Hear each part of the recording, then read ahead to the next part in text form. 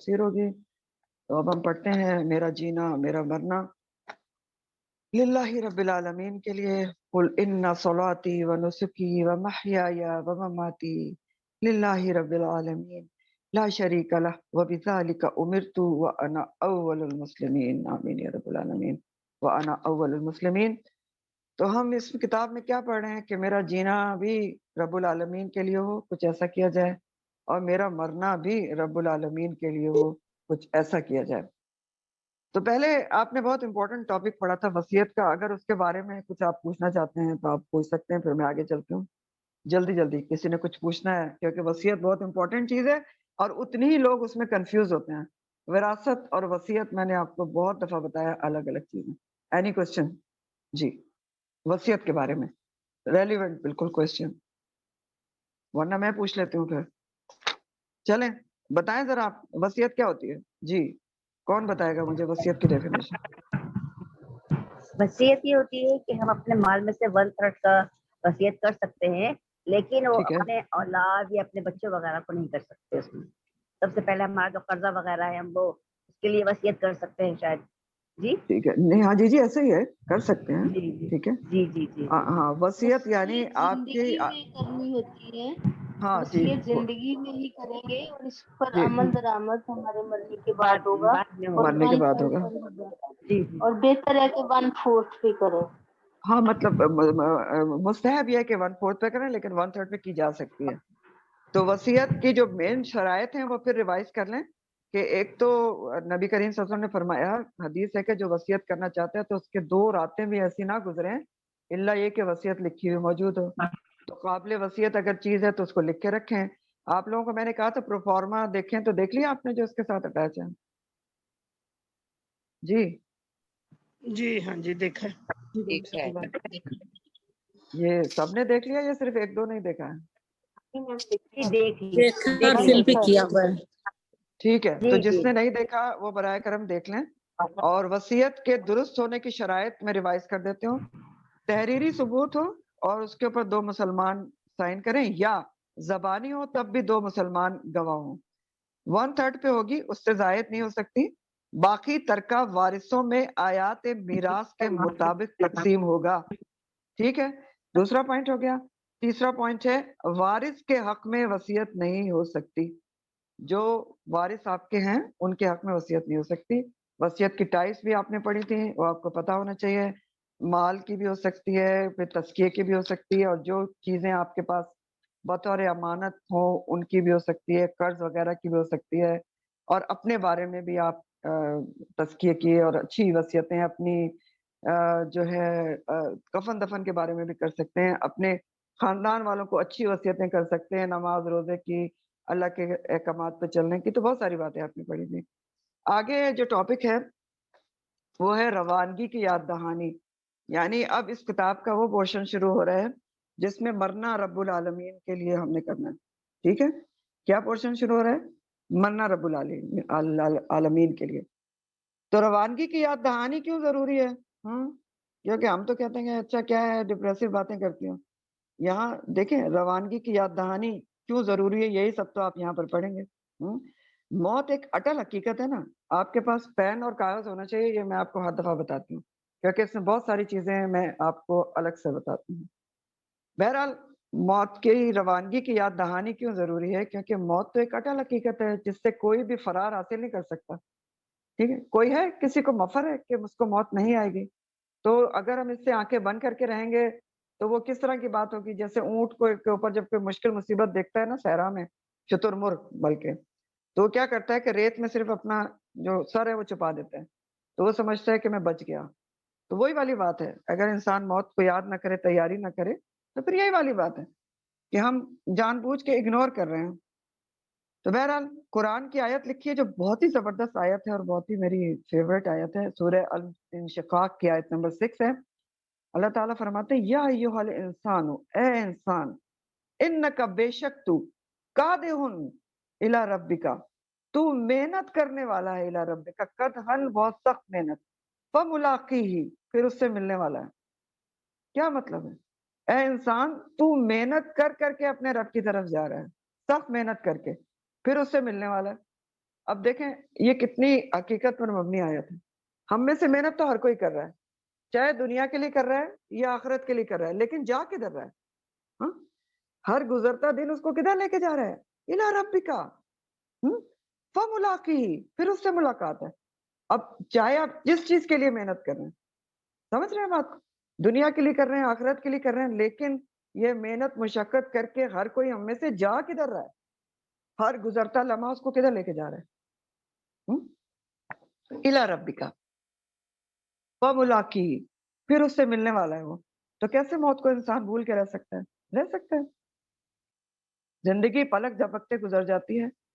کوئی 100 سال بھی جیے تو بلاخر اسے جانا ہی ہے. اس حقیقت سے کسی کو بھی انکار نہیں ہے. کسی کو بھی انکار نہیں ہے. ہر کسی کو آپ دیکھیں اس مرحلے سے گزرنا ہے.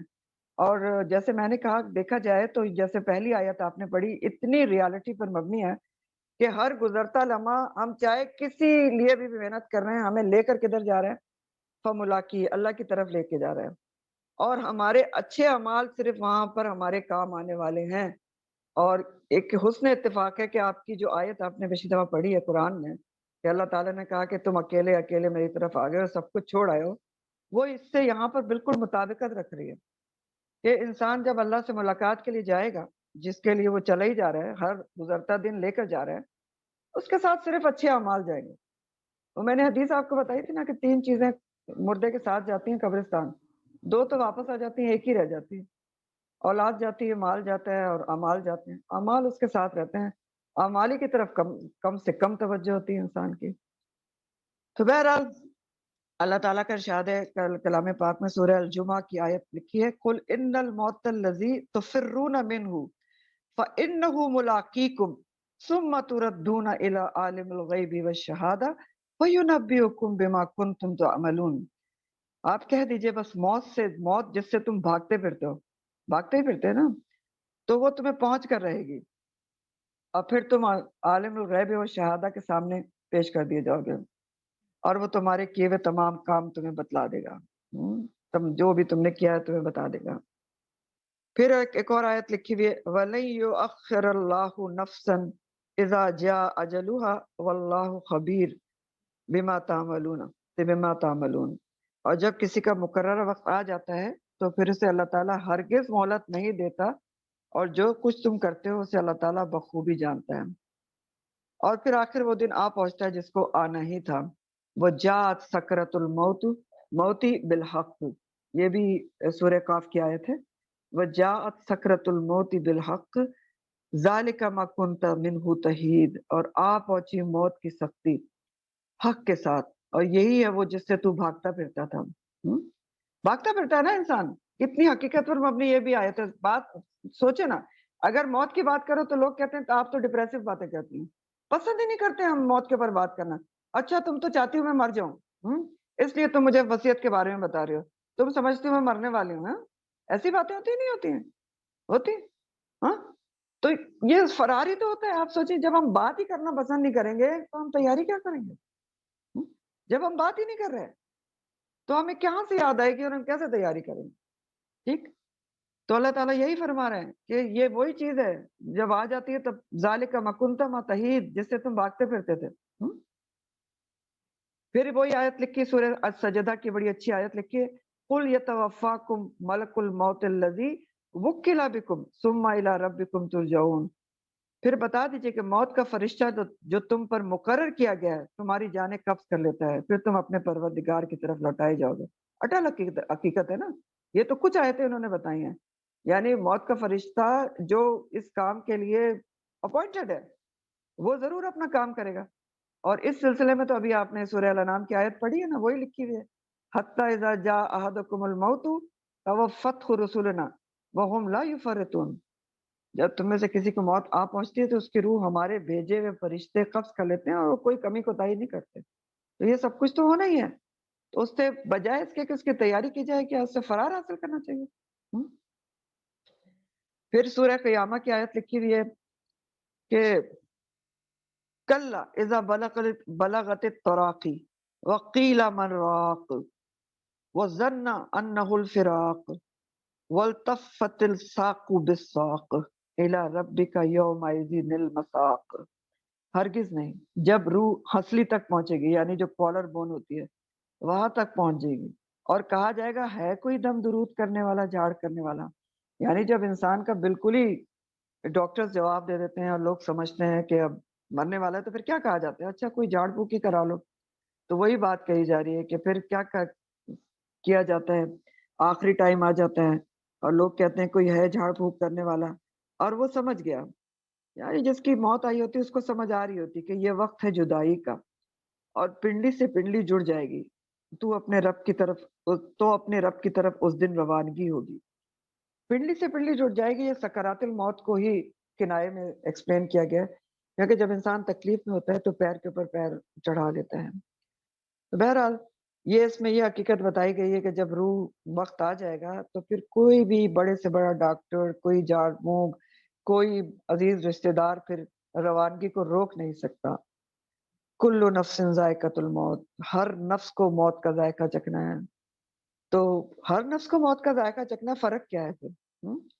فرق صرف اتنا ہے کہ کوئی اس کی تیاری کر کے موت کا ذائقہ چکھتا ہے اور کوئی بلائے اس کو رکھتا ہے پھر اچانک اس افتاد کا شکار ہو جاتا ہے. چکھنا تو ہر کسی نے ہے, کوئی تیاری کے ساتھ چکھے گا اور کوئی کیا ہے اچانک اس افتاد کا شکار ہو جائے گا. موت کی یاد اور تقوی. موت کو یاد رکھنا مسلمان کو تقوی کے قریب کرتا ہے اور اس طرح موت کے بعد اعمال کی جواب دہی کے خوف سے وہ گناہوں سے بچا رہتا ہے. سوچ کے دیکھیں, آپ موت کو یاد رکھیں گے تو انسان مسلمان کو تقوی کے قریب کرتا ہے. وہ اللہ کے جتنے آپ موت کو یاد کریں گے اتنا اللہ کا ڈر آپ کے دل میں پیدا ہوگا اور اتنے ہی آپ اعمال صحیح کریں گے کہ میری تو موت آنی ہے اور میں نے تو کھڑے ہونا ہے سامنے, تو گناہوں سے بچنے کی کوشش کریں گے. یہی یہاں پر لکھا ہوا ہے.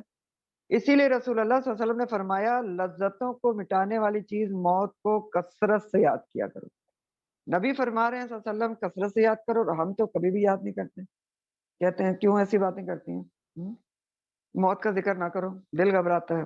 دل گھبراتا ہے, آنی تو ہے, ذکر نہیں کریں گے تو تیاری نہیں کریں گے. اب دیکھیں حدیث یہ بہت ہی غور طلب ہے ہاں, کہ لذتوں کو مٹانے والی چیز, لذتوں کو مٹاتا ہے انسان. یعنی موت کی یاد جو ہے وہ زندگی کو سیدھا کرتی ہے. ہم صرف لذات اور یہ زینت اور زیب و زینت اور عیاشیوں میں نہیں پڑے رہتے, ہم پھر ان سے کنارہ کشی کرتے ہیں. ایک حدیث کے مفہوم میں آتا ہے کہ جو آخرت کی کامیابی چاہتا ہے نا وہ دنیا کی زیب و زینت اس سے پرے ہٹ جاتا ہے. ٹھیک ہے, تو ظاہر سی بات ہے کہ جب انسان موت کو یاد رکھے گا تو بیکار چیزوں کے پیچھے وہ نہیں بھاگتا اور گناہوں سے پوری طرح بچنے کی کوشش کرتا ہے. تو لذتوں کو مٹانے والی چیز ہے, آپ لذتوں سے پیچھے ہٹ جاتے ہیں, صرف اسی دوڑ میں نہیں رہتے یہ بھی خرید لو وہ بھی کر لو, یہ فلانی چیز بنانی ہے, صرف دنیا داری میں نہیں پڑے رہتے آپ. پھر آگے موت کے وقت کے بارے میں لکھا ہوا ہے کہ اللہ رب العزت کے سوا کوئی نہیں جانتا کہ کس کو کب موت آئے گی, اور جب آئے گی پھر اسے کوئی ٹال نہیں سکے گا. قرآن مجید میں اللہ تعالیٰ اس کو یوں فرماتے ہیں وَمَا كَانَ لِنَفْسٍ أَن تَمُوتَ إِلَّا بِإِذْنِ اللَّهِ كِتَابًا مُؤَجَّلًا. آل عمران کی آیت ہے. اللہ تعالیٰ کے اذن کے بغیر کسی ذی روح کو موت نہیں آ سکتی, اس کا مقرر شدہ وقت لکھا ہوا ہے. ایک اور جگہ ارشاد ہوتا ہے کہ فَإِذَا جَاءَ أَجَلُهُمْ لَا يَسْتَأْخِرُونَ سَاعَةً وَلَا يَسْتَقْدِمُونَ. پھر جب اس کا وقت آ جائے گا تو ایک گھڑی نہ پیچھے رہ سکتے ہیں اور نہ ہی آگے بڑھ سکتے ہیں, نہ تعدیم ہو سکتی ہے نہ تاخیر ہو سکتی ہے. ایک دو اور احادیث ہے جو اس میں نہیں لکھی ہیں, آپ نوٹ کر لیں. ایک حدیث کا مفہوم ہے, ترمذی میں ہے, مشکات میں ہے کہ ابن آدم دو چیزوں کو ناپسند کرتا ہے. ابن آدم دو چیزوں کو ناپسند کرتا ہے. ایک موت, حالانکہ موت مومن کے لیے فتنوں سے حفاظت کرنے والی چیز ہے. یعنی جب موت آ جاتی ہے تبھی موت آ جاتی ہے, مانگنی نہیں چاہیے, ابھی آپ آگے پڑھ لیں گے. تو وہ اتنے جو دنیا کے فتنے, اور آج کل تو بہت ہی فتنے, اس سے حفاظت ہو جاتی ہے. دوسرا کس چیز کو پسند نہیں کرتا, مال کی کمی کو انسان پسند نہیں کرتا, حالانکہ مال کی کمی حساب کی کمی کا موجب ہے. یعنی جتنا مال کم ہوگا اتنا حساب کم ہوگا. ایک اور حدیث آپ کو پتہ ہے جو میں آپ کو بتانے والی ہوں, یہ بھی مسلم کی حدیث ہے کہ جو اللہ سے ملاقات کو پسند کرتا ہے اللہ تعالیٰ بھی اس کی ملاقات کو پسند کرتے ہیں, اور جو اللہ کی ملاقات کو پسند ہی نہیں کرتا تو اللہ تعالیٰ بھی اس سے ملنا پسند نہیں کرتے. اب کیا ہے, موت جو ہوتی ہے اس سے وہ کیا ہے, اللہ سے ملاقات ہونے والی کے لیے موت آتی ہے نا. اب موت کی تمنا نہیں کرنا چاہیے، لیکن اللہ کی ملاقات سے کو ناپسند بھی نہیں کرنا چاہیے کہ ہم اللہ تعالیٰ سے ملنا ہی نہیں چاہتے، کیونکہ اللہ تعالیٰ پھر پسند نہیں کرتے۔ تو بہرحال ان سب باتوں سے، ان سب ابھی تک جو ہم نے پڑھا ہے اس سے ہمیں کیا نتیجہ نکلتا ہے، کیا پتہ چلتا ہے کہ موت کا وقت مقرر ہے، ہر کسی کو آنی ہے، اور وہ وقت ہمیں پتہ نہیں ہے۔ کتاب معجلہ جو ہے نا وہ اللہ کے اذن سے ہے، اس کا ہمیں پتہ ہی نہیں، جب آ جائے گا تو کوئی تقدیم تاخیر نہیں ہوگی اس میں۔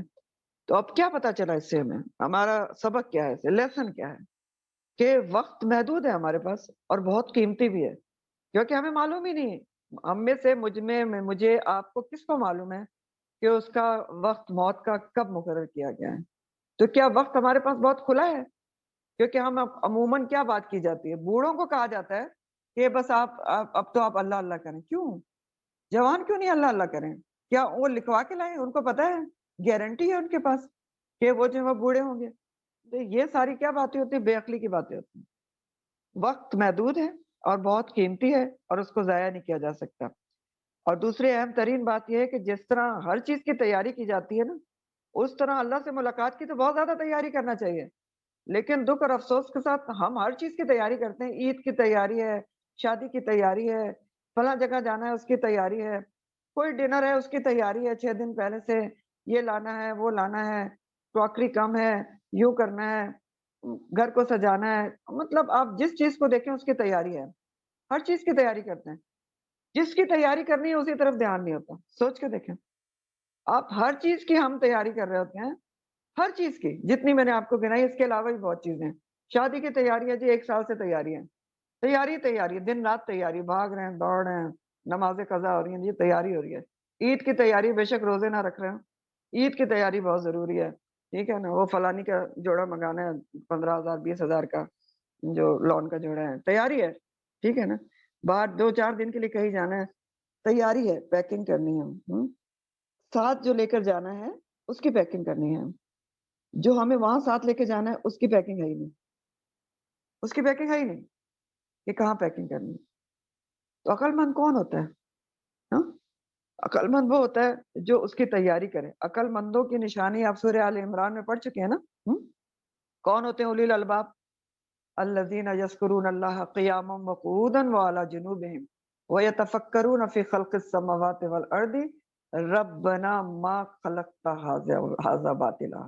یہ ہوتے ہیں عقل مند کہ وہ ہر حال میں لیٹے بیٹھے کھڑے کام کرتے اللہ کی طرف رجوع رہتے ہیں، یاد رکھتے ہیں اللہ تعالیٰ کو، اور اللہ کو یاد رکھنے کا مطلب کیا ہے کہ اللہ سے ملاقات کو یاد رکھتے ہیں اور تخلیق پر غور کرتے ہیں، یتفکرون فی خلق السماوات والارض، اور اس نتیجے پر وہ بہت جلدی پہنچ جاتے ہیں کہ ربنا ما خلقت ھذا باطلا، کہ تو نے یہ ساری کائنات ابس باطل نہیں بنائی ہے، تو میری زندگی کا بھی لازمی مقصد ہے، کیونکہ بنائی تو میرے لیے ہے۔ یہ ہے عقل مندی کہ تیاری کی جائے موت کی، تیاری شروع سے تیاری کی جائے۔ ہمارے یہاں کانسیپٹ ہے کہ جی بڑھاپے میں تیاری کی جائے گی، اور کئی تو بڑھاپے میں بھی نہیں کرتے ہیں، بوڑھوں کو لوگ ٹی وی کے آگے بٹھا دیتے ہیں اپنی جان چھڑانے کے لیے، اماں ادھر بیٹھی رہو، ابا ادھر بیٹھ رہو، ٹی وی دیکھتے رہو سارا دن، ہمیں تنگ نہیں کرنا۔ تو بہرحال یہ بہت امپورٹنٹ اس چیز کا سبق ہے کہ ہمیں تیاری کرنا چاہیے، پیکنگ کر کے رکھنا چاہیے، جو ہمیں ساتھ لے کر جانا ہے، اعمال کی پیکنگ، اور اتنے ہونا چاہیے کہ وہاں ہم اس کے ساتھ وقت گزار سکیں۔ جیسے آپ کہیں ایکسکرشن پہ جاتے ہیں، ایکسٹرا آپ سرپلس بھی رکھتے ہیں کپڑے، اچھا یہ نہ ہو میلا ہو جائے، اچھا پھر یہ کام آ جائے گا، تو آخرت کے لیے بھی اسی لحاظ سے سوچیں کہ ہم ایکسٹرا چیزیں تیار کر کے رکھیں، کسی چیز کو کافی نہ سمجھیں کہ یہ اتنے اعمال کافی ہیں اب چھوٹ جائیں گے، نہیں، ایکسٹرا پیکنگ کر کے رکھیں، ایکسٹرا پیکنگ۔ پھر جو ہے اللہ تعالیٰ کے ہاں عمر کی حد یا موت کا وقت متعین کیے جانے پر، حدیث رسول صلی اللہ علیہ وسلم ہے، اللہ تعالیٰ نے رحم مادر یعنی شکم مادر پر ایک فرشتہ مقرر کیا ہوتا ہے، وہ سب حال اللہ تعالیٰ سے عرض کرتا رہتا ہے، کہتا ہے پروردگار ابھی یہ نطفہ ہے، اب پھٹکی ہو گیا ہے، اب گوشت کا لوتھڑا ہو گیا ہے۔ پھر جب اللہ سبحانہ تعالیٰ بچے کی پیدائش پوری کرنا چاہتے ہیں تو فرشتہ پوچھتا ہے پروردگار یہ مرد ہوگا یا عورت، بدبخت ہوگا یا نیک بخت، اور اس کی روزی کیا ہے، اس کی عمر کیا ہے؟ تب جیسا اللہ تعالیٰ کا حکم ہو سب کچھ ماں کے پیٹ میں ہوتے ہی بچے کے لیے لکھ دیا جاتا ہے۔ یعنی اس حدیث کو یہاں لانے کا مقصد کیا ہے کہ موت کا وقت بھی بچہ جب پیٹ میں ہوتا ہے تو لکھ دیا جاتا ہے کہ کب اس کی موت کا وقت آئے گا. اور یہ جو میں نے پیچھے آپ سے بات کہی تھی نا، اس میں ایک بات رہ گئی ہے، اس کو بھی ایڈ کر لیں تیاری میں، کہ ہمیں تیاری کرنا چاہیے. عقل مند لوگ جیسے کرتے ہیں، تو عقل مند لوگ کیا کرتے ہیں؟ اللہ تعالیٰ کو یاد کرتے ہیں. قیاما وقودا والا جنوبہم، تو اللہ تعالیٰ کو یاد کیسے کیا جاتا ہے؟ کہ ہر وقت آپ اللہ تعالیٰ کی طرف یکسو رہیں. جیسے ابراہیم علیہ السلام کی اللہ تعالیٰ تعریف کرتے ہیں کہ وہ یکسو تھے. تو یکسو انسان کیسے رہتا ہے؟ جاگے تو اللہ کی جاگنے کی دعا پڑھے، سوئے تو سونے کی دعا پڑھے، جب کھانا کھاتا ہے تو دعا پڑھے. یہ ساری اللہ کی یاد ہی ہوتی ہے نا. سارے احکامات اللہ کے حکم کے مطابق کرے. اور سب سے ضروری بات جو تیاری میں ہوتی ہے نا، آخرت کی تیاری، موت کی تیاری، وہ ہے کہ انسان اپنا ہر روز محاسبہ کرتا رہے. آج میں نے کتنے ثواب کے کام کیے ہیں اور کتنے غلط باتیں کی ہیں، کوئی غیبت کی ہے، کوئی چغلی تو نہیں کی ہے. اور اس سے بھی اہم ترین بات جو ٹاپ پہ اہم ترین ہے، قرآن سے جڑے رہنا ضروری ہے. ٹھیک، قرآن سے، ورنہ آپ موت بھول جاتی ہے. آپ کو موت بھول جاتی ہے جب تک ہم قرآن سے جڑیں گے نہیں، آپ کو یاد ہی نہیں آئے گی. اور اس کے بعد جو سب سے ضروری بات ہے کہ فرما بردار مسلمان کی تمنا، دعا اور کوشش یہ ہونا چاہیے کہ اس کا حسن خاتمہ ہو. حسن خاتمہ یہ بھی آگے آئے گا. تو یہ سب بھی ہونا چاہیے. اور حسن خاتمہ کی دعا کیا ہے؟ جو یوسف علیہ السلام کی دعا ہے، فاطر السماوات والارض انت ولی فی الدنیا والآخرہ توفنی مسلما والحقنی بالصالحین. فرما برداری کی حالت میں مجھے فوت کرنا اور نیکوکاروں کے ساتھ ملا دینا. پھر ہے موت کی آرزو اور توبہ. آزمائش خواہ کتنی سخت کیوں نہ ہو، مسلمان کو موت کی آرزو کرنے سے روکا گیا ہے. کیوں؟ تاکہ وہ اپنی زندگی کو غنیمت سمجھتے ہوئے اپنا دامن زیادہ سے زیادہ نیکیوں سے بھر لے. اور اگر بد عمل ہے تو شاید اسے توبہ کی توفیق مل جائے، اور اس طرح عمر کا اضافہ اس کے لیے خیر کا باعث ہو. کیونکہ موت عمل اور توبہ دونوں کا دروازہ بند کر دیتی ہے. سمجھ آ گئی یہ بات؟ موت کی تمنا یا آرزو کیوں غلط ہے، اور توبہ کرتے رہیں. کیونکہ دیکھیں، اگر انسان کو لمبی زندگی مل گئی نا، تو وہ ہو سکتا ہے نیکیوں سے اپنا دامن اور بھر لے، اور عمل اچھے کر لے. اور اگر بد ہے تو توبہ کر کے اس کی مغفرت ہو جائے. کیونکہ موت عمل اور توبہ دونوں کا دروازہ بند کر دیتی ہے. لیکن اس میں یہ بات یاد رکھیں کہ توبہ کا دروازہ تو بند کر دیتی ہے، لیکن عمل بعض ایسے ہیں جو جاریہ کہلاتے ہیں، صدقہ جاریہ، وہ موت کے بعد بھی انسان کو پہنچتے رہتے ہیں. سیدنا انس میم رضی اللہ تعالیٰ عنہ موسیٰ سے، بالکل موت چھوڑ گئے ہیں. اوہ سوری، موسیٰ اچھا میں ہاں جی میں سنا دیتی ہوں. ٹھیک ہے، بس اوپر کا پڑھا تھا نا تو اس سے بھول گئی. یہ سنا دیتی ہوں، پھر یہ اس کو پورا کر لوں، پھر وہ آپ کو سنا دیتے ہیں جو ٹاپک چل رہا ہے. ٹھیک ہے، تو سیدنا انس رضی اللہ تعالیٰ عنہ سے روایت ہے کہ رسول اللہ صلی اللہ علیہ وسلم نے فرمایا، تم میں سے کوئی شخص کسی تکلیف یا مرض کی وجہ سے جو اسے پہنچے، تنگ آ کر موت کی آرزو ہرگز نہ کرے. اگر اس نے ضروری کہنا ہے تو یہ الفاظ کہ، یعنی کوئی اپنی بیماری سے تنگ آ گیا ہے تب بھی یہ نہ کہے کہ مجھے موت ہی آ جائے. اگر ضروری کچھ کہنا ہے تو یہ الفاظ کہے، اللہم احینی ما کانت الحیات خیرا لی وتوفنی اذا کانت الوفات خیرا لی. اے اللہ مجھے اس وقت تک زندہ رکھنا چاہیے، رکھنا جب تک زندگی میرے لیے بہتر ہے، اور مجھے موت اس وقت دینا جب موت میرے لیے بہتر ہو. تو یہ دعا کم سے کم بس کی جا سکتی ہے. اس کے علاوہ موت کی تمنا نہیں کر سکتے. کیوں؟ صبر کرنا چاہیے نا. دیکھیں، صبر کرنا چاہیے نا، یہ سکھایا جا رہا ہے. اس ضمن میں ایک حدیث کا مفہوم ہے جو آپ کو بتاتے ہیں. وہ جو تھے نا ابن وقاص جو تھے، ان سے مروی ہے کہ ایک صحابی تھے کہ وہ کہتے ہیں کہ انہوں نے ایک دفعہ ایک دوسرے صحابی کو بتایا کہ تم اس لمبی چوڑی کالی عورت کو دیکھ رہے ہو، یہ جنتی عورت ہے. کیوں جنتی عورت ہے؟ کہ اس نے ایک دفعہ مجھے نبی کریم صلی اللہ علیہ وسلم کے سامنے، نبی کریم صلی اللہ علیہ وسلم کے پاس آئی تھی، میرے سامنے وہ بیان کرتے ہیں. تو اس عورت نے کہا ان سے، نبی کریم صلی اللہ علیہ وسلم سے، کہ مجھے مرگی کے دورے پڑتے ہیں، تو میں اس میں میری سطر کھل جاتی ہے، تو آپ میرے لیے دعا کر دیجیے. تو نبی کریم صلی اللہ علیہ وسلم نے کہا، اچھا میں تمہارے لیے یہ بھی دعا کر سکتا ہوں کہ تمہیں یہ بیماری ختم ہو جائے. ٹھیک ہے، تو تمہاری بیماری ختم ہو جائے گی، لیکن میں تمہارے لیے یہ بھی دعا کر سکتا ہوں کہ تمہیں اللہ تعالیٰ اس کے اوپر صبر دے، اور تو تمہارے لیے جنت حاصل ہو جائے گی. تمہیں اگر صبر کرو گی تو جنت تمہیں مل جائے گی. تو اس عورت نے کیا کہا؟ اس نے کہا ٹھیک ہے، آپ میرے لیے پھر صرف یہ دعا کریں کہ بیماری میں میری سطر نہ کھلے. تو اس نے کیا پسند کیا؟ دیکھیں نا، ہم میں سے کوئی ہوتا تھا کیا کہتا، نہیں نہیں بس آپ میری بیماری فوراً ٹھیک کر دیں، یہ دعا کریں. اس نے کیا پسند کیا؟ اس نے اس پر صبر کر کے بیماری کے اوپر جنت کو پسند کیا. تو یہ یہاں پر یاد رکھیں. تو بیچ میں سے جو چیز رہ گئی وہ پڑھ لیتے ہیں. موسیٰ اور ملک الموت. رسول اللہ صلی اللہ علیہ وسلم فرماتے ہیں موت کے فرشتے کو موسیٰ کے پاس بھیجا گیا علیہ السلام. فرشتہ ان کے پاس پہنچا تو انہوں نے اس کی آنکھ پر ہاتھ مارا. فرشتہ اپنے رب کے پاس لوٹ گیا اور اس کیا عرض کیا کہ آپ نے ایک ایسے بندے کے پاس مجھے بھیجا ہے جو موت نہیں چاہتا. اللہ تعالیٰ نے فرمایا ان کے پاس واپس جاؤ اور کہو کہ وہ کسی بیل کی پشت پر اپنا ہاتھ رکھ لیں.